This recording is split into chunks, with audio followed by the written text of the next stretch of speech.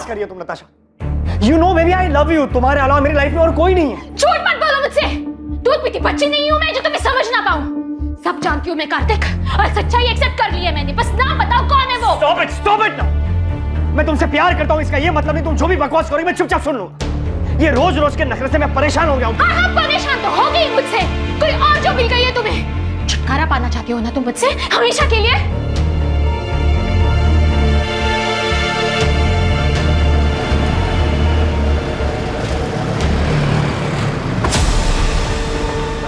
अरे कार्तिक सुन।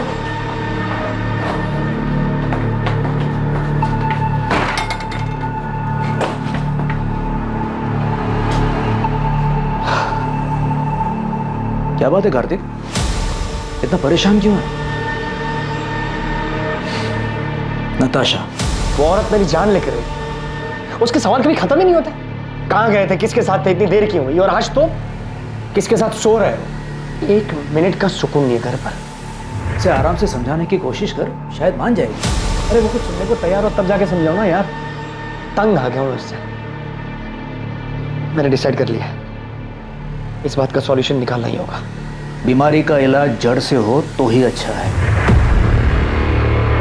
अभी नताशा की बात को छोड़, वो रूम नंबर 7 वाली मिसेस मेहरा, उसका क्या करना है यार? जबरदस्ती ऑपरेशन की बात कर रही है वो।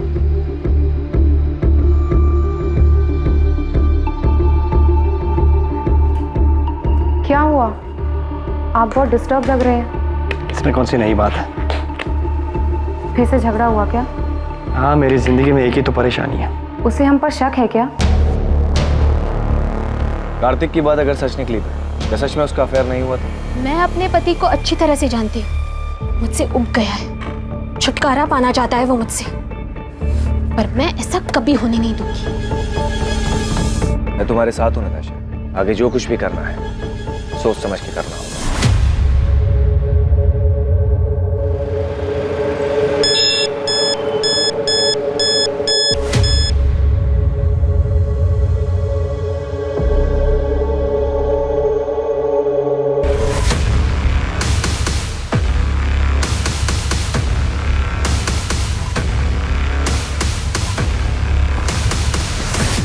ये रहा तुम्हारी चीटिंग का सबूत। अब क्या कहना है तुम्हें? ये तुम्हें कहां से मिला? झूठ है ये। अब तो झूठ बोलना बंद करो कार्तिक। यकीन करो मेरा नताशा, ये नकली तस्वीरें हैं, मॉर्फ की हुई तस्वीरें। किसी ने तुम्हें बहकाने के लिए भेजी, ट्रस्ट मी। तुम मुझे बेवकूफ बना रहे थे कार्तिक। अब तुम देखना तुम कैसे बर्बाद करती हो। अब धमकी दे रही हो तुम मुझे? तुम्हें जो समझना है तुम समझ लो। तुम भी सुन लो, मैं ऐसा होने नहीं दूंगा।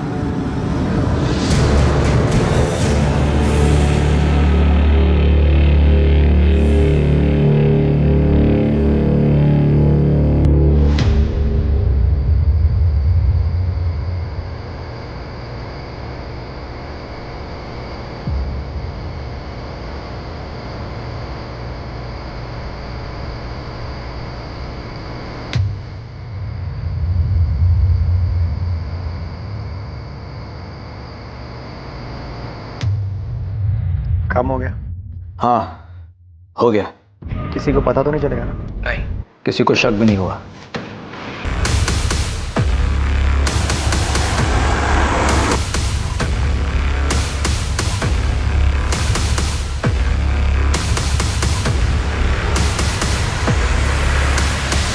इंसान फितरत से ही पेचीदा होता है और इसकी जटिलता तब और बढ़ जाती है जब वो किसी रिश्ते में हो।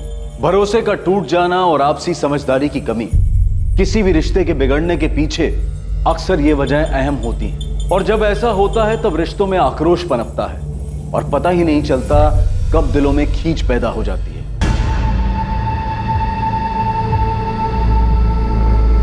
सर, विक्टिम को स्टैप किया गया, गला दबाने के निशान भी साफ दिखाई दे रहे हैं और चेहरा भी बिगाड़ दिया गया ताकि विक्टिम की पहचान को छुपाया जा सके। बॉडी पर और कोई भी जेवर नहीं सिवाय इस ब्रेसलेट।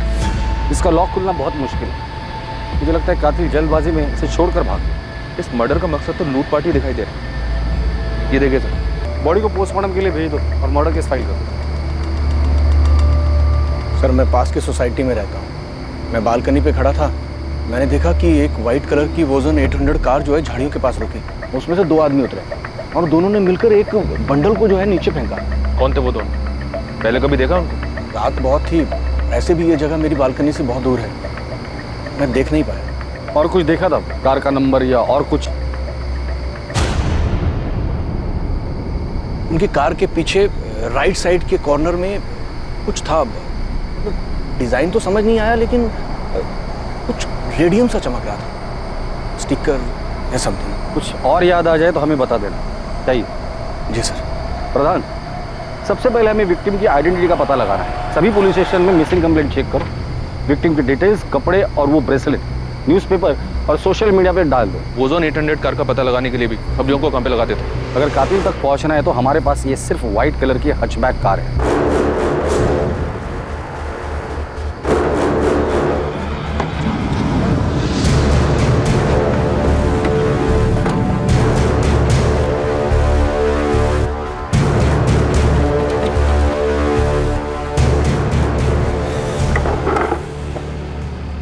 राजीव, किसी को शक तो नहीं होगा ना कि ये गाड़ी मेरी थी?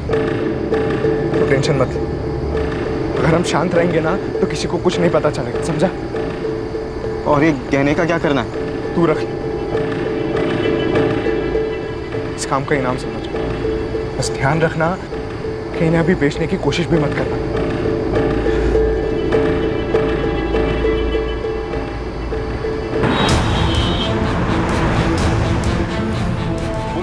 मुखबिरों को भी सक्रिय कर उस रेडियम स्टिकर वाली वोजान 800 कार का पता लगाने के लिए कहा गया, जिसका इस्तेमाल विक्टिम की लाश को ठिकाने लगाने के लिए किया गया था। पल्लवी मैम, हाँ क्या हुआ सरिता? वो शास्त्री नगर वाले केस में उन तीनों बच्चों को कहाँ बेचा गया इसका पता चल गया। किसी चांद बेगम के कोठे पे हैं वो तीनों, डीबी रोड के रेड लाइट एरिया में। तुम ऐसा करो, अंजलि और पूजा से बात करो, उनसे कोऑर्डिनेट करके उन्हें कहो कि डायरेक्टली स्पॉट पर ही पहुंच जाए। मैं इंस्पेक्टर सिंह से बात करती हूँ, इस बार हमें तुरंत रेड करनी पड़ेगी। Okay ma'am. विक्टिम की एज 28 और 32 साल के बीच की है। टोटल 4 बार उसे स्टैब किया गया है। मर्डर वेपन जैसे कोई तेज धार वाला हथियार जैसे चाकू। स्टैबिंग के साथ साथ विक्टिम का गला भी दबाया गया है। दम घुटने की वजह से विक्टिम की मौत हुई है। कातिल नहीं चाहता था कि विक्टिम किसी भी हालात में जिंदा बचे। बॉडी पर काफी स्ट्रगल मार्क्स है, जैसे विक्टिम ने काफी हाथ पैर मारे होंगे, लेकिन उसे काबू में करने के लिए एक आदमी काफी नहीं होगा, इसलिए ऐसा लग रहा है कि हत्यारे एक से ज्यादा होंगे, but I am not sure. कोई सेक्सुअल असॉल्ट? नहीं, but victim was sexually active. मौत का समय क्या होगा? कल रात 10 और 12 के बीच। और जल्द ही उनका इंतजार खत्म हुआ और ऐसी ये खबर ने उनके दरवाजे पर दस्तक दी। सर मुझे पक्का यकीन है कि ये मेरी पड़ोसी नताशा है, नताशा गिल। मैंने कई बार उसे इन कपड़ों में देखा है। कपड़ों के साथ साथ ये जो गोल्डन ब्रेसलेट आप देख रहे हैं, ऐसा सेम ब्रेसलेट नताशा के पास था। आप श्योर हैं कि ये नताशा का ही है? हाँ सर, मैं पूरी तरीके से श्योर हूँ, क्योंकि उसी का ब्रेसलेट देखकर मैंने खुद के लिए सेम ब्रेसलेट बनवाया था। ये देखिए। Wow Natasha, such a beautiful bracelet. Thank you. मैंने ना स्पेशली डिजाइन चूज करके बनवाया था। क्या मैं सेम डिजाइन का ब्रेसलेट खुद के लिए बनवा दूं? Sure, why not. आपने बताया कि नताशा आपके पड़ोस में रहती है? हाँ सर, इनफैक्ट यहाँ आने से पहले मैंने नताशा के घर जाकर चेक भी किया था।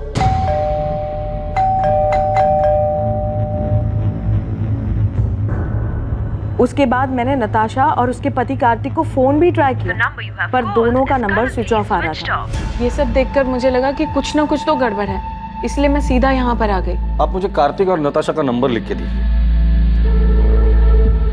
वैसे ये दोनों काम क्या करते हैं? सर कार्तिक डॉक्टर है और उसका खुद का नर्सिंग होम भी है, fit and care nursing home, जो जीवन चौक पर है। और नताशा टीचर है, स्कूल में हायर क्लासेस को पढ़ाती है। नताशा और कार्तिक के बीच रिलेशन कैसा था? देखने से तो सब ठीक ही लगता था सर, पर कभी कभी नताशा की बातों से ऐसा लगता था कि वो अपने हस्बैंड को लेकर बहुत पसेसिव थी। सर, कार्तिक और नताशा दोनों के फोन स्विच ऑफ। कोई और नंबर है? मेरा मतलब है माँ बाप या कोई रिलेटिव? नहीं सर, मेरे पास तो कोई नंबर नहीं है, पर आप उज्ज्वला से पूछ सकते हैं। वो मेरे यहाँ काम करती है और नताशा के यहाँ पर भी वही काम करती है।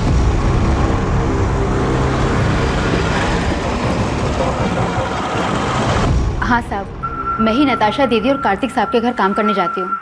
आज सुबह भी गई थी, उनका घर बंद था, लेकिन अक्सर ऐसा होता है कि वो लोग काम के लिए जल्दी निकल जाया करते थे, इसलिए साहब मुझे कुछ भी अजीब नहीं लगा। नताशा और कार्तिक के घर वालों के बारे में कुछ जानती हो?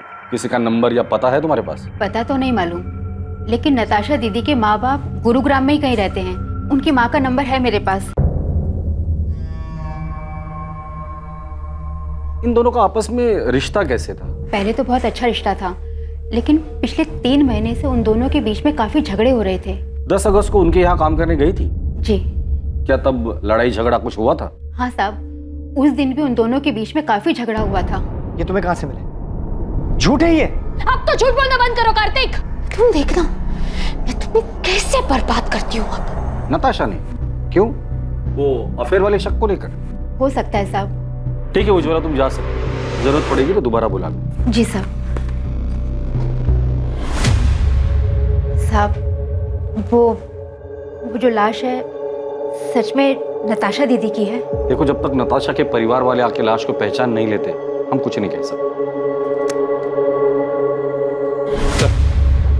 नताशा के पेरेंट्स से बात हो गई है, वो डेड बॉडी की पहचान करने के लिए हॉस्पिटल आ रहे हैं। लेकिन सर, कार्तिक के बारे में उन्हें भी कोई खबर नहीं है। अगर वो लाश नताशा की है तो बड़ी अजीब बात है। बीवी को मरे 2 दिन हो गए और पति गायब है।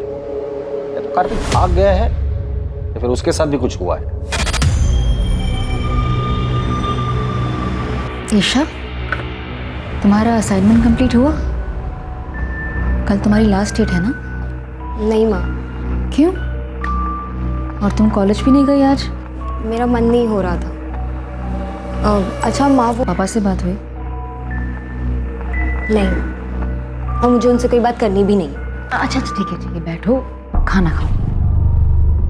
वो तुम्हारे पापा हैं, तुम उनसे बात नहीं करोगी तो सब क्या कहेंगे? जिसे जो बोलना है बोलने दो माँ, मुझे कोई फर्क नहीं पड़ता। जो कुछ भी हुआ है उसे अब पीछे छोड़कर आगे तो बढ़ना पड़ेगा ना। ईशा, मैं तुमसे बात कर रही हूँ, फोन साइड में रखो।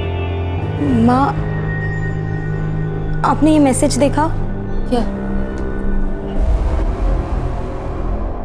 ये आपकी बेटी नताशा के? नताशा के बाई एड़ी में काला निशान है बचपन से।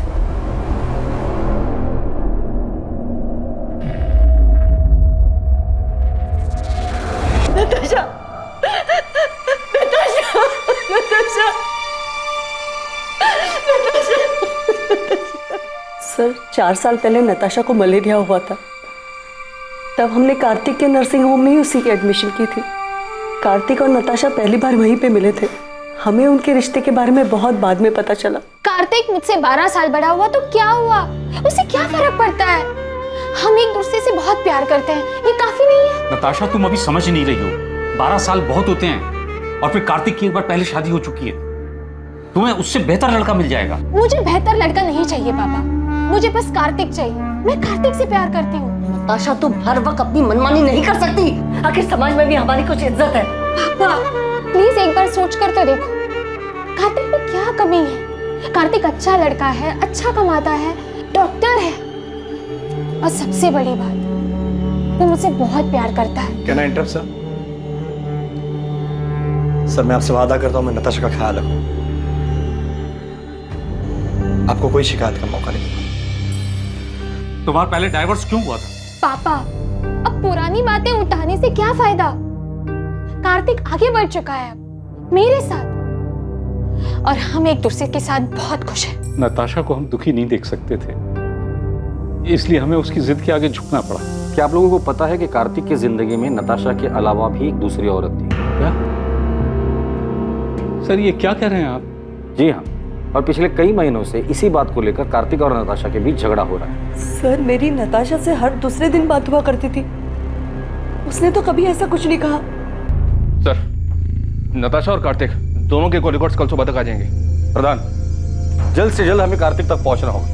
पहले उसकी बीवी नताशा की डेड बॉडी हमें मिलती है, फिर पता चलता है कि उसके लाइफ में नताशा के अलावा दूसरी औरत भी, और इन सब के बीच ये कार्तिक कहाँ गायब हो गया पता नहीं। हो सकता है सर कार्तिक के कॉल रिकॉर्ड से हमें उस दूसरी औरत का पता चल जाए।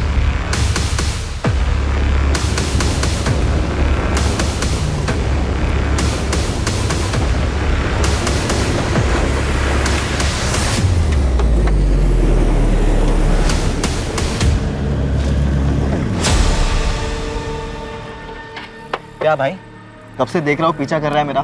कौन है तू? अरे मेरा एक दोस्त है सतीश, मुझे लगा उसकी गाड़ी है। अबे कौन है ये सतीश? मैं किसी सतीश को नहीं जानता। पिछले 10 साल से ये गाड़ी मेरे पास है। ऐसे कैसे हो गया?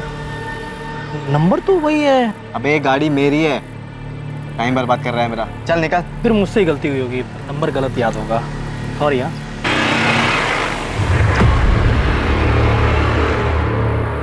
हाँ विक्रांत बोल। राजीव, वो एक आदमी मेरा पीछा कर रहा था गाड़ी से। पीछा कर रहा था? तो तूने क्या किया? मैंने उससे जब पूछा तो बोल रहा था कि किसी सतीश की गाड़ी है ये। तूने उसकी शक्ल देखी ना? वो दिखने में कैसा था? मतलब पुलिस वाला लग रहा था क्या तुझे? नहीं, पुलिस वाला तो नहीं लग रहा था वो। तू फालतू में टेंशन ले रहा। अबे हमने पीछे कोई सबूत छोड़ा ही नहीं है, कोई तुझ तक नहीं पहुंच पाएगा विक्रांत। ठीक है राजीव। सर, कॉल रिकॉर्ड्स के हिसाब से नताशा रात को 10 बजे अपने घर वाले एरिया से बाहर निकली थी। फिर उसका फोन एक जगह से दूसरी जगह लगातार मूव होता रहा और 1 घंटे बाद तकरीबन रात को 11 बजे उसका फोन स्विच ऑफ हो गया। उसके फोन पर लास्ट कॉल रात को 9:30 बजे था सर, 44756 इस नंबर से। मतलब कॉल आने के आधे घंटे बाद वो घर से निकली, जरूर कॉलर से मिलने गई। किसका नंबर है? ये नंबर भी स्विच ऑफ है सर, इसकी भी डिटेल्स निकलवा रहा हूँ। कार्तिक का कुछ पता चला? उसके कॉल रिकॉर्ड्स क्या कहते हैं? सर 10 अगस्त की रात को कार्तिक का फोन रात को 11:50 पर स्विच ऑफ हुआ था। उसका last location new Delhi airport है। मतलब मर्डर करके सीधा भागने का प्लान था। सर कार्तिक के कॉल रिकॉर्ड में 2 नंबर्स और मिले, एक है मोना सहगल का और दूसरा है डॉक्टर अभय सचदेवा का। कार्तिक ने फोन स्विच ऑफ करने से जस्ट पहले इस डॉक्टर अभय सचदेवा को कॉल किया था। ये अभय उसी के नर्सिंग होम में उसके साथ काम करता है। और ये मोना? ये भी कार्तिक के नर्सिंग होम में नर्स है सर। कार्तिक और मोना के बीच पिछले 3 महीनों से काफी बातें हो रही थी। कार्तिक का जिसके साथ अफेयर चल रहा है वो दूसरी औरत मोना ही है। पता नहीं इस मोना को पुलिस स्टेशन बुलाओ और तुम फिट एंड के नर्सिंग होम में जाकर डॉक्टर अभय से मिलो और कार्तिक के बारे में पता करो। नताशा का मर्डर हो गया? कब? कैसे? और कार्तिक, क्या उसे पता है? ये तो आप बेहतर बता सकते हैं। आप क्या कह रहे हैं सर? 10 अगस्त की रात को 10 से 12 के बीच नताशा का मर्डर होता है और उसी दौरान कार्तिक आपको कॉल करता है। काम हो गया? हाँ हो गया। उसकी लास्ट लोकेशन एयरपोर्ट है और उसके बाद से उसका फोन स्विच ऑफ है। कहाँ छुपा हुआ है कार्तिक? सर कार्तिक सर मुंबई गए हैं मेडिकल कॉन्फ्रेंस के लिए। 10 तारीख की रात की उनकी फ्लाइट थी। मेडिकल कॉन्फ्रेंस के लिए गया तो फोन क्यों स्विच ऑफ? सर मुझे नहीं पता, बल्कि मैंने और अभय सर ने तो कई बार उनका नंबर ट्राई किया है। अच्छा तुम्हारे और कार्तिक के बीच रिलेशन क्या है? वही सर जो एक डॉक्टर और नर्स के बीच में होता है। ये तुम दोनों के कॉल रिकॉर्ड। नर्सिंग होम में दिन भर काम करने के बाद हर रात इतनी देर किस बात पर डिस्कशन करते हो तुम दोनों? नताशा को मारने का प्लान तुम दोनों ने मिलकर बनाया था? नहीं सर, ऐसी कोई बात नहीं है। ऐसे कैसे कोई बात नहीं है डॉक्टर अभय? कार्तिक ने उस रात को लास्ट कॉल आपको ही किया था। जी वो नर्सिंग होम की सप्लाईज के बारे में बात करनी थी। क्या बात करनी थी? कंसाइनमेंट डिले हो गया था ना, उस बारे में। किस चीज का कंसाइनमेंट? कहाँ से आने वाला था और कब आने वाला था? जी वो डॉक्टर अभय आप झूठ बोल रहे हैं। अभी आप हमें सीधी तरह से बताइए कि कार्तिक ने नताशा के मर्डर के बारे में आपको क्या बोला? आप गलत समझ रहे हैं सर, मैं आपको सब सच सच बताता हूँ। हमारे हॉस्पिटल की एक नर्स ने एक पेशेंट को गलत दवाई दे दी थी, जिस वजह से उसकी कंडीशन बहुत सीरियस हो सकती थी। वो तो फॉर्चुनेटली टाइम पे पता चल गया और सब संभल गए। सर यही चेक करने, कंफर्म करने के लिए कार्तिक ने मुझे कॉल किया था। तो मतलब मर्डर के साथ साथ आप लोग मेडिकल नेग्लिजेंसी को भी कवर अप करते हैं? हाँ सर, मैं मानती हूँ कि मेरा और कार्तिक का अफेयर है, लेकिन नताशा के मर्डर के बारे में मुझे कुछ भी नहीं पता। तो मर्डर वाली रात तुम दोनों साथ में क्या कर रहे थे? तुम दोनों की सेल लोकेशन से साफ पता चलता है कि मर्डर वाली रात तुम दोनों रात 9 बजे से लेकर 11 बजे तक साथ में थे। एक्चुअली हम लोग ब्लू मून होटल में थे। लेकिन नताशा को हमारी फोटोज कहाँ से मिली? यही तो मेरी समझ में भी नहीं। धमकी भी दे रखी है मुझे, वो मुझे बर्बाद कर देगी। तो अब आगे क्या करना है? इससे पहले कि नताशा नाम का सरदर्द नासुर बने, मुझे इसका जड़ से इलाज करना होगा। तो नताशा से छुटकारा पाने के लिए कार्तिक ने नताशा को रास्ते से ही हटा दिया? सर उस रात मैं और कार्तिक साथ में ड्रिंक कर रहे थे। नताशा ने जीना मुश्किल कर दिया। हर रोज नए ड्रामे करती है। आज तो पता नहीं कहाँ से उसे मेरे और मोना के फोटोज हाथ लगे। लेकिन उसके पास फोटोग्राफ्स आए कहाँ से? पता नहीं यार कहाँ से मिले। लेकिन अब इस बात का परमानेंट सॉल्यूशन ढूंढना है। मतलब कार्तिक ने नताशा को मारने की बात की थी? सर मुझे नहीं पता कि कार्तिक ने ऐसा क्यों कहा, उसके कहने का क्या मतलब था। लेकिन मैं कार्तिक को अच्छे से जानती हूँ, वो ऐसा बिल्कुल भी नहीं कर सकता। सर, हमने हमारे रिलेशन को सीक्रेट रखा था। अगर किसी को ये बात पता थी तो वो बस डॉक्टर अभय है। तो क्या वो पिक्चर्स डॉक्टर अभय ने नताशा को भेजी? नहीं सर, भला मैं क्यों नताशा को कार्तिक और मोना के पिक्चर्स दूंगा? वो पहले इतना परेशान था। रही बात नताशा के मर्डर की, तो सर मुझे नहीं लगता कार्तिक ऐसा कुछ करेगा। कार्तिक मुंबई में जिस मेडिकल कॉन्फ्रेंस के लिए गया है, वहाँ किसी को बोल के उससे बात कर सकते हैं आप? सर, कार्तिक का पता चल गया है, वो अभी मुंबई में ही है, बात हो गई है उससे। वो यहाँ गुरुग्राम के लिए निकल रहा है। कार्तिक को तो पता ही नहीं है कि उसकी वाइफ नताशा का मर्डर हो चुका है। जब उसको बताया, काफी चौंक गया था। क्या वाकई में कार्तिक सच बोल रहा था? क्या वाकई उसे नताशा की मर्डर की कोई खबर नहीं थी? और अगर कार्तिक को इस बारे में कुछ पता नहीं था तो उसने पिछले 2 दिन से अपना फोन क्यों ऑफ कर रखा था? या फिर यह हत्या कार्तिक की तरफ से एक परफेक्ट मर्डर था, जिसमें हत्या के वक्त उसका गुरुग्राम से बाहर मुंबई में होना सिर्फ उसकी प्लानिंग का एक हिस्सा था ताकि वो आरोपों से बच सके? इन सारे सवालों के जवाब पुलिस को सिर्फ कार्तिक से मिल सकते थे। कितनी बार बताऊं सर, मैंने फोन स्विच ऑफ नहीं किया था। मोना से मिलने के बाद मैं कैब लेकर एयरपोर्ट के लिए निकला था और गलती से फोन कैब में छूट गया। नताशा से पहले भी तुम्हारी एक शादी हुई थी, वो बीवी कहाँ है? उसकी डेथ हो चुकी है। उसी के बाद मैंने नताशा के साथ शादी की। नताशा के माँ बाप को झूठ क्यों बोला था कि तुम्हारा डिवोर्स हुआ है? मैंने झूठ नहीं बोला, नताशा ने बोला था। वो क्यों झूठ बोले? मैं कैसे बता सकता हूँ? 10 अगस्त की रात जब तुम तुम्हारे दोस्त अभय के साथ ड्रिंक कर रहे थे, तब तुमने कहा था कि नताशा का परमानेंट सॉल्यूशन ढूंढना है। अब इस बात का परमानेंट सॉल्यूशन ढूंढना होगा। और यही बात तुमने मोना से भी कही थी मर्डर वाली रात। इससे पहले कि नताशा नाम का सरदर्द नासुर बने, मुझे इसका जड़ से इलाज करना। मेरे कहने का मतलब ये नहीं था सर, मैं डिवोर्स की बात कर रहा था। मैं नताशा से मिलकर आउट ऑफ कोर्ट सेटलमेंट करने की बात कर रहा था। तो इस मर्डर में तुम्हारा कोई हाथ नहीं? मैं नताशा का मर्डर क्यों करूंगा सर? और कोई है जो नताशा को मारना चाहता हो? मुझे इस बारे में नहीं पता सर, लेकिन सर हमारी शादी से पहले नताशा का एक दोस्त हुआ करता था, अमृत। वो उसे बहुत पसंद भी करता था। इनफैक्ट हमारी शादी के बाद उसने नताशा के साथ बात करना भी बंद कर दिया था। हाँ सर, मैंने उससे बात करनी बंद कर दी थी क्योंकि मैं नताशा को पसंद करता था, लेकिन नताशा कार्तिक से प्यार करती थी। उस वक्त मैं ये देख नहीं पाया और मैंने उससे बात करनी बंद कर दी। और फिर 3 साल बाद तुम दोनों में बातें शुरू हो गई। तुम्हें लगा इस बार तुम्हारा चांस लगेगा, क्योंकि नताशा कार्तिक से नाराज थी। तूने बात करने की कोशिश की, लेकिन नताशा ने मना कर दिया और इसलिए गुस्से में आकर तुमने नताशा को मार डाला। सर, मैंने किसी को नहीं मारा और ना ही मैं नताशा से प्यार करता था। 3 महीने पहले इत्तेफाकन वो मुझे एक सोशल नेटवर्क की साइट पे मिली। हमारी बातचीत हुई और नंबर एक्सचेंज किया। चल मान लेते कि तू जो कुछ भी बोल रहा है वो सच बोल रहा है। नताशा तुम्हारी अच्छी दोस्त थी, काफी बातें शेयर हुई होगी। तुम्हें क्या लगता है नताशा को किसने मारा होगा? सर, वो सब मुझे नहीं पता, लेकिन मैं इतना बता सकता हूँ कि नताशा ने तय कर लिया था कि वो कार्तिक के ऊपर चीटिंग का केस करे। उसे बर्बाद करना चाहती थी। हो सकता है कार्तिक उसे अपने रास्ते से हटाना चाहता है।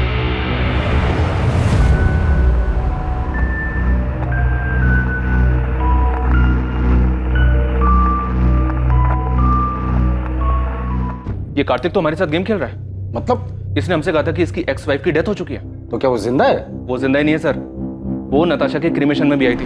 कार्तिक ने हमसे ये क्यों कहा कि उसके एक्स वाइफ की डेथ हो चुकी है? मुझे नहीं पता। हमारे रिश्ते के बारे में सभी लोग जानते हैं, कुछ छुपा नहीं है इसमें। नताशा भी हमारे रिश्ते के बारे में जानती थी। अब लोगों को डिवोर्स क्यों हुआ? डिवोर्स नहीं हुआ है हमारा। मतलब आप दोनों का डिवोर्स नहीं हुआ था और उसके बावजूद कार्तिक ने नताशा से शादी कर ली थी? मैं जानता हूं तुम्हें हर्ट कर रहा हूं, लेकिन अब और धोखे में रखना नहीं चाहता। कार्तिक, हम तो एक साथ खुश थे ना, फिर ये अचानक से क्या हो गया? पल्लवी, मैं नताशा को शादी करने का वादा कर चुका हूं। कार्तिक अपना मन बना चुका था। वो नताशा से प्यार करता था और मेरे पास उसे रोकने की कोई वजह बची नहीं थी। आप दोनों की शादी कब हुई थी? 2007 में लव मैरिज थी। दोनों का कोई बच्चा? अच्छा माँ, वो पापा से बात हुई? वैसे नताशा की वजह से आप दोनों की शादी टूटी थी, तो नताशा के लिए आपके दिल में रंजिश तो रही होगी। नताशा के लिए रंजिश रखकर मैं क्या करती? मैंने जो किया था उसका किया तो भुगतना ही था। मतलब मैं कार्तिक की पहली बीवी नहीं हूँ ना, मैं उसकी दूसरी बीवी हूँ। क्या? तो उसकी पहली बीवी कौन है और कहाँ है? गीता नाम है उसका, रोहतक से है वो। जब कार्तिक मुझसे मिला था वो शादीशुदा था। हमारे बीच में प्यार हुआ, मैं उनके बीच में आ गई थी, तो उसने गीता को डिवोर्स दे दिया। आप कह रही है कि कार्तिक की 3 शादियां हो गई है और उसके बावजूद अभी उसका किसी और के साथ अफेयर चल रहा है? कार्तिक हमेशा ऐसे ही खुदगर्ज था, बस मैं प्यार में अंधी हो गई थी। गीता कार्तिक की पहली, उसका एड्रेस है आपके पास?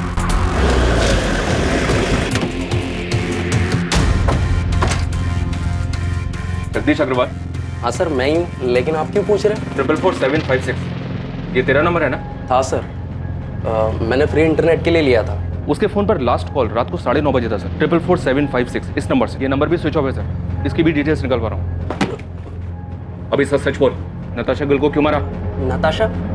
सर ये कौन है और मैं किसी को क्यों मारूंगा? तू एडीआई कॉलेज में पढ़ता है ना? नहीं सर, मैं तो एसआरवी कॉलेज में पढ़ता हूँ। सर मुझे नहीं पता आप किस मर्डर की बात कर रहे हो। मैं किसी नताशा को नहीं जानता, और इंटरनेट यूज़ करने के बाद मैंने वो सिम कार्ड फेंक दिया था सर। और तेरी इस लापरवाही की वजह से किसी ने उस सिम कार्ड का इस्तेमाल करके बहुत सफाई के साथ मर्डर कर दिया। सच सच बता, नताशा के मर्डर में कहीं तेरा हाथ तो नहीं? दिमाग खराब हो गया तेरा? क्या बोलना क्या चाहता तू? पुलिस को तुझ पे शक। उस रात तूने कहा था कि तू नताशा से काफी परेशान था, उससे पीछा छुड़ाने के लिए कुछ करने की सोच रहा था। अभय, मैं मुंबई से लौटने के बाद नताशा के साथ डिवोर्स देने की सोच रहा था। ये बात तू मुझे उस रात भी कह सकता था। मुझे भरोसा नहीं मुझ पर। मैं तुझ पे भरोसा करना चाहता हूँ, एंड आई ट्रूली होप कि तू सच बोल रहा है।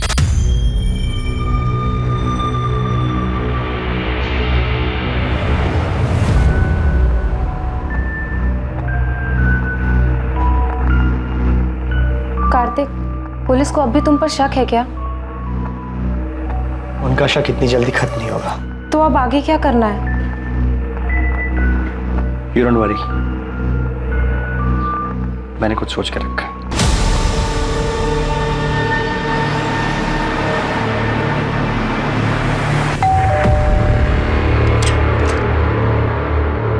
गीता कक्कड़ जी। जी, कार्तिक और मेरी शादी तो बहुत ही कम उम्र में करा दी गई थी, और जैसे ही उसकी पढ़ाई कंप्लीट हुई तो दिल्ली के एक हॉस्पिटल में उसकी जॉब भी लग गई। पहले तो हफ्ता 2 हफ्ते में अक्सर वो घर चला आया करता था, लेकिन फिर धीरे धीरे हफ्ते महीने में बदल गए। आपका और कार्तिक का डिवोर्स कब हुआ? 2007 जब कार्तिक दिल्ली में था तब उसकी मुलाकात पल्लवी से हुई। मुझे तो उनके रिश्ते की कोई भनक भी नहीं थी, लेकिन फिर अचानक कार्तिक ने सामने से आके मुझे सब कुछ बता दिया। इसलिए जब उसने मुझसे डिवोर्स मांगा तो मैंने मना नहीं किया। कार्तिक का काम अच्छा चल रहा था, तो मुझे लगा कि वो हमारी बेटी को एक अच्छी जिंदगी दे पाएगा, इसलिए मैंने हमारी बेटी की कस्टडी उसे सौंप दी। आपकी और कार्तिक की एक बेटी भी है? जी हाँ, ईशा गिल, और वो अपने पापा कार्तिक और पल्लवी के साथ ही तो रहती है। लेकिन कार्तिक और पल्लवी दोनों ने हमें ईशा के बारे में तो कुछ नहीं बताया। कार्तिक आखिर झूठ क्यों बोल रहा था? क्या वो खुद को बचाना चाहता था या फिर किसी और को? पल्लवी से मेरी शादी हुई तब ईशा 7 साल की थी।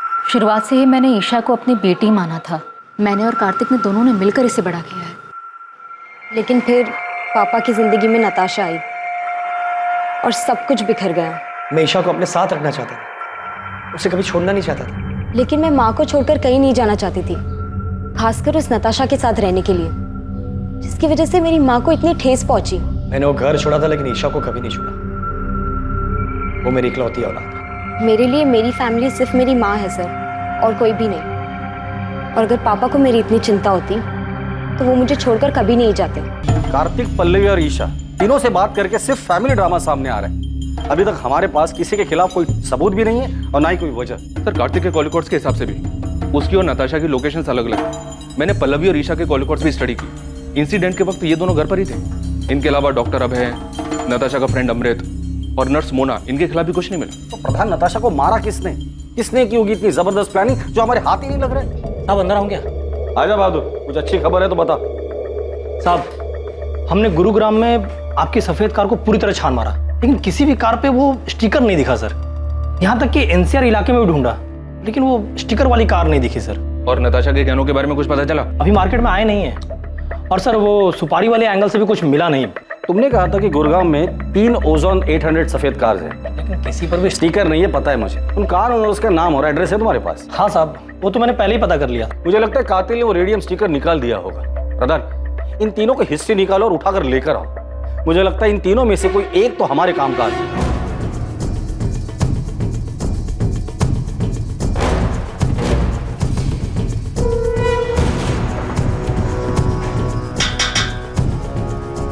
क्या हुआ सर? विक्रांत मेरा बेटा है। कहाँ है? वो तो गैरेज में गया है काम करने। विक्रांत जहाँ काम करता है वहाँ का एड्रेस दीजिए। सब क्या हुआ मुझे?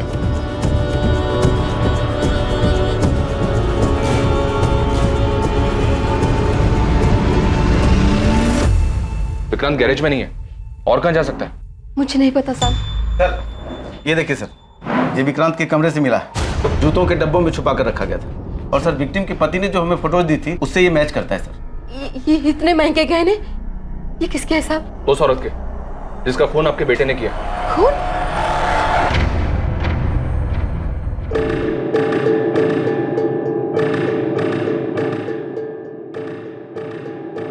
हाँ विक्रांत बोल। राजीव, अबे पुलिस मेरे घर तक पहुंच गई। तूने तो कहा था कि कुछ भी नहीं होगा। क्या बोल रहा है विक्रांत तू? अबे सच बोल रहा हूँ, बाल बाल बच गया मैं। तू अभी कहाँ पर है? एमडी नगर के वो पीछे वाली रोड पे गाड़ी में बैठा हूँ। राजीव, मुझे लगता है कि हमें पुलिस को सब सच सच बता ही देना चाहिए। तू 2-4 दिन के लिए गुरुग्राम से बाहर चले जा, है ना? तब तक मैं कोई प्लान बना लूंगा। मैं तुझे 2 दिन का वक्त दे रहा हूँ। अगर तूने मुझे इस झमेले से नहीं निकाला ना, तो मैं खुद ही पुलिस को जाकर सब सच सच बता दूंगा। सर, विक्रांत के फोन की लोकेशन डेड बॉडी मिलने वाली जगह से मैच हो रही है। टाइम भी उसी दौरान का है। विक्रांत के कॉल रिकॉर्ड से कुछ मिला? विक्रांत जिस नंबर पे रेगुलर टच में था, उन सारे नंबर्स की डिटेल्स निकलवा रहा हूँ सर। और वो मनोहर जिसने डेड बॉडी को गाड़ी से उतारते हुए देखा था, उसने बताया था 2 आदमी थे। एक तो ये विक्रांत ही है, दूसरे आदमी का पता लगाना बाकी है। विक्रांत का कुछ पता चला? विक्रांत के घर पे कांस्टेबल्स लगा दिए सर। विक्रांत और उसकी माँ का फोन ट्रैक कर रहे हैं साहब। वो विक्रांत का पता चल गया साहब। मुझे क्या लगा था गाड़ी धोने से सबूत धुल जाएंगे। फिर सफेद ओजोन 800 हमने फॉरेंसिक में भेज दिए, जिसमें नताशा के खून के ट्रेस मिल ही जाएंगे। इसलिए कोई भी कहानी सुनाने के बारे में सोचना भी मत।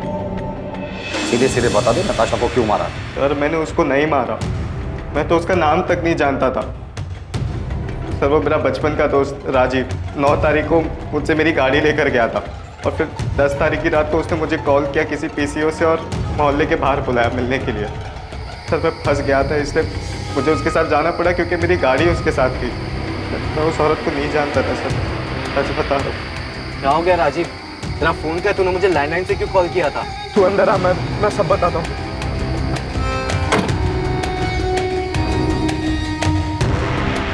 राजीव तू इतना बौखलाया हुआ क्यों है? कुछ बताएगा मुझे क्या हुआ? सर मैं प्यार के जुनून में अंधा हो गया था सर। उसे पाने के लिए जो बन पड़ा मैंने किया सर। किसके प्यार का जुनून था? नताशा के? नहीं सर, ईशा के। ईशा के लिए तूने नताशा को मार दिया? हाँ सर। तो ईशा ने तुम्हें कहा था नताशा को मारने के लिए? नहीं सर, उसकी माँ पल्लवी ने कहा था सर।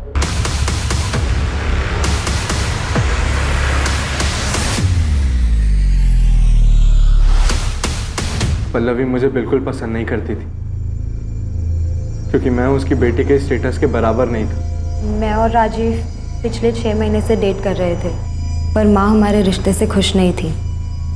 तकरीबन 1-1.5 महीने पहले मैंने राजीव को घर बुलाया था लंच पर, ताकि माँ उसे और जान सके। जब मैंने राजीव को घर पे देखा तो मुझे लगा कि इस मर्डर को अंजाम देने में मैं उसका इस्तेमाल कर सकती हूँ। इसलिए मैंने उसके सामने एक शर्त रखी। तुम अगर ईशा के साथ रहना चाहते हो, मेरा एक काम करना पड़ेगा। मैं आपकी बेटी से प्यार करता हूँ, और ईशा के साथ के लिए मैं कुछ भी करने के लिए तैयार हूँ। किसी की जान ले सकते हो? माँ, इस सब में आप राजीव को क्यों खींच रही हो? तुम्हारे साथ रहना चाहता है ना, तुम्हारा साथ नहीं दे सकता। राजीव नताशा को मारने के लिए तैयार था, पर ईशा नहीं चाहती थी कि वो किसी पछड़े में पड़े। मैं उसका इस्तेमाल नहीं कर सकती। हाँ, अगर वो तुमसे प्यार करता है तो तुम्हारे लिए इतना तो कर ही सकता है। लेकिन माँ, आप ऐसे कैसे किसी और की लाइफ डेंजर में डाल सकती हो? उसका तो इन सब से कोई लेना देना भी नहीं है। थोड़ा अकल से काम लो ईशा। कल को अगर नताशा के मर्डर की बात पुलिस तक पहुंच भी जाती है तो राजीव पर हम सारा ब्लेम डाल सकते हैं। माँ, अगर ये सब बात आप ना ही करो तो बेहतर होगा। राजीव पर प्यार का भूत सवार था। वो किसी भी तरह हमारे रिश्ते पर माँ की हामी चाहता था, इसलिए उसने मेरे लिए अपने सर पर इतना बड़ा खतरा उठा लिया। वो तो उसे करना ही था, बेवकूफ है वो। नताशा को कैसे मारा और क्यों? नताशा को मारने के लिए उसे उसके घर से बाहर निकालना जरूरी था, और मेरे कुछ भी कहने से वो घर से बाहर निकलने वाली थी नहीं। उसे कुछ मजबूत चारा देने की जरूरत थी। और फिर मैंने उसे वो चारा दी। ईशा की माँ कार्तिक और मोना के बारे में सब जानती थी, उसे सब पता था उनके अफेयर के बारे में।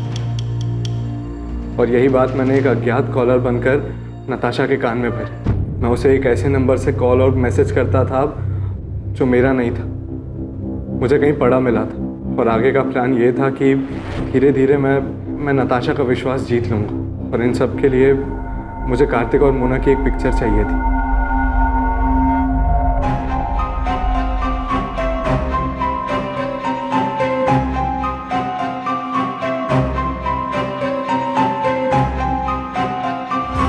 प्लान के मुताबिक 10 अगस्त को राजीव ने वो फोटोज उसे दिखाए। मुझे पता था नताशा वो फोटोज देखकर बहुत अपसेट हो गई। फिर रात 9:30 बजे मैंने नताशा को कॉल कर मिलने बुलाया। मैंने कहा कि मुझे पता है कार्तिक कहाँ है और किसके साथ है, और 1 लाख रुपए के बदले में मैं उसे वहाँ ले जा सकता हूँ। और नताशा कार्तिक को रंगे हाथों पकड़ना चाहती थी। वो तुरंत राजी हो गई। फिर थोड़ी देर बाद ही मैंने नताशा को मार्केट रोड के चौराहे से पिक किया। कहाँ है कार्तिक? किसके साथ है? मैं आपको वहीं लेके जा रहा हूँ। आप पैसे लाए हो? हाँ, पूरे 1 लाख है, पर काम हो जाने के बाद। ये कहाँ लेके आ गए हो तुम मुझे? यहाँ जंगल के बीच में तुमने गाड़ी क्यों रोक दी? बस 1 मिनट।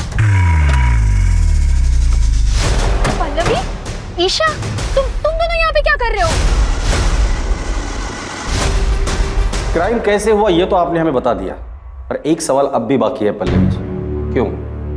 वजह क्या थी नताशा को मारने की? कार्तिक मेरा था, कानूनी तौर से भी और मन से भी। वो मेरा पति था और नताशा ने उसे मुझसे छीन लिया था, इसलिए मुझे उसको अपने रास्ते से हटाना था। लेकिन आप दोनों तो बहुत साल पहले अलग हुए थे, तो फिर क्यों? क्योंकि मैं कार्तिक को बहुत अच्छी तरह से जानती हूँ। शादी के दौरान भी उसके कई सारे अफेयर्स हुए, पर हर बार वो मेरे पास लौट कर आया था। और नताशा आने के बाद वो लौट कर नहीं आया? हाँ, पता नहीं उसने क्या जादू कर दिया था। जब पहली बार मुझे कार्तिक ने बताया नताशा के बारे में कि वो उसे शादी करना चाहता है, तो मैंने उसकी बात मानी नहीं, कि मुझे तब भी उम्मीद थी कि वो मेरे पास वापस लौट कर आएगा। पर उसने शादी की, और तब मुझे बहुत बड़ा धक्का लगा। माँ इस बात को मान ही नहीं रही थी कि पापा ने शादी कर ली। उन दिनों इन्हें संभालना बहुत मुश्किल हो गया था, जैसे इन्होंने अपना संतुलन ही खो दिया हो। और इन सब के जिम्मेदार मेरे पापा थे, इसलिए मैं उनसे आज भी उतनी ही नफरत करती। धीरे धीरे सब ठीक होने लगा था, माँ की तबीयत भी संभलने लगी थी। पर कार्तिक गिल को हमारी खुशियां कहाँ मंजूर थी। कार्तिक, इतनी देर रात तुम यहाँ क्या कर रहे हो? पल्लवी, मैं तुमसे सॉरी। सॉरी पल्लवी। आराम से, आराम से। क्या हालत बना रखी है तुमने? Miss you Pallavi, I miss you. क्या कह रहे हो तुम ये? सच बोलो, मेरी जिंदगी में तुम्हारी जगह और कोई नहीं ले सकता। इतने सालों बाद अब तुम्हें मेरी याद आई है? तुम ही तो गए थे ना मुझे छोड़कर। गलती हो गई मुझसे। मैं देखो आज वापस भी तो आया हूँ। आज मेरे पास सब कुछ, नताशा, मोना, फिर भी मैं बहुत अकेला हूँ। I love you, I love you। Kartik के साथ वो रात गुजारने के बाद मेरी समझ में आ गया था कि कार्तिक अब भी मुझसे प्यार करता है, और नताशा ही हमारे रास्ते का कांटा थी। इसलिए नताशा को रास्ते से हटाने का प्लान तुमने बना लिया, और उसमें ईशा को भी शामिल कर लिया। क्या माँ, आपको समझ भी रहा है आप क्या सोच रही हो? तुम नहीं समझ रही हो मैं क्या बोल रही हूँ। नताशा के जाने के बाद सब कुछ पहले जैसा हो जाएगा। हम सब लोग खुशी खुशी रहने लग जाएंगे। तुम्हारे पापा भी हमारे साथ रहेंगे। माँ प्लीज संभालो खुद को और मेरी बात को समझो। ये सब करने का कोई फायदा नहीं होगा माँ। पापा लौटकर नहीं आने वाले। प्लीज मेरी मदद करो। मैं अपनी माँ की तरह सपनों में नहीं जीती। मैं जानती थी ऐसा कुछ नहीं होगा। पापा की फितरत बदलने वाली नहीं थी। जब तुम्हें ये सब कुछ पता था तो माँ का साथ क्यों दिया? क्योंकि ये मेरी माँ है। बचपन से सिर्फ इन्होंने ही मुझे प्यार दिया है। मेरे अपने माँ बाप तक को मेरी कोई फिक्र नहीं है। उन्होंने कभी मुझे अकेला नहीं छोड़ा। और जहाँ तक बात नताशा की थी, तो मेरी माँ की हालत की जिम्मेदार वही है। उसी ने हमारा घर तोड़ा था। सच कहूं, उसे मारने का मुझे कोई गम नहीं। तुम लोगों की जिंदगी अच्छे से कट रही थी। तुम दोनों को देखकर कोई नहीं कहेगा कि ईशा तुम्हारी असली बेटी नहीं है, तुम उसकी असली माँ नहीं। इतना सब कुछ अच्छे से चल रहा था, वो एक झटके में तुमने खत्म कर दिया। एक ऐसे आदमी के लिए जिसने बार बार ये साबित किया है कि वो तुम्हारा ही नहीं, किसी का भी अच्छा पति बन ही नहीं सकता। और तुम्हारा घर नताशा ने नहीं तोड़ा है, कार्तिक, जिसे अपना घर, परिवार की या शादी इस शब्द की इज्जत करने आती ही नहीं है। बेटा, ये तुमने क्या कर दिया? क्यों किया ऐसा? नताशा ने तुम लोगों का क्या बिगाड़ा था? नताशा ने नहीं, आपने बिगाड़ा। शौक क्यों हो रहे हैं? शादी और रिश्तों का मजाक बनाना तो आपकी आदत है ना। किसी के साथ रहना नहीं रहना ये तो आपकी मर्जी है। जब जी चाहा तब आप वापस आ गए और जब जी चाहा तब छोड़ दिया। पहले गीता, फिर माँ, नताशा और अब मोना। उसके साथ भी आप यही करेंगे ना? न जाने कितनी लड़कियों के साथ आपने सेम ड्रामा किया होगा। आपको तो ये भी नहीं पता कि इन सब चीजों का मुझ पे कितना बुरा असर पड़ा है। मुझे तो शर्म आती है कि मैं आपकी बेटी हूं।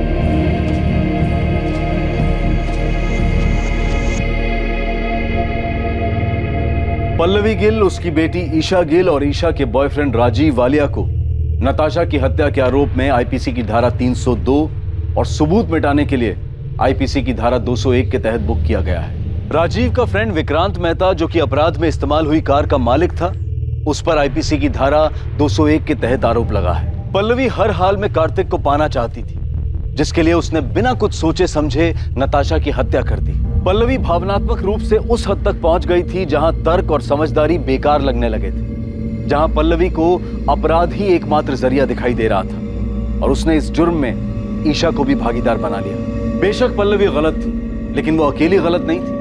अगर ईशा चाहती तो अपनी मां को समझाकर इस जुर्म को होने से रोक सकती थी, लेकिन उसने भी अपने अंदर की कड़वाहट के कारण समझदारी, लॉजिक और कॉमन सेंस को दरकिनार कर दिया।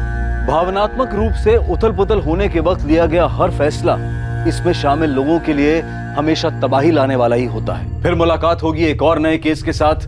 देखते रहें क्राइम पेट्रोल सतर्क, सोमवार से शुक्रवार रात 11 बजे।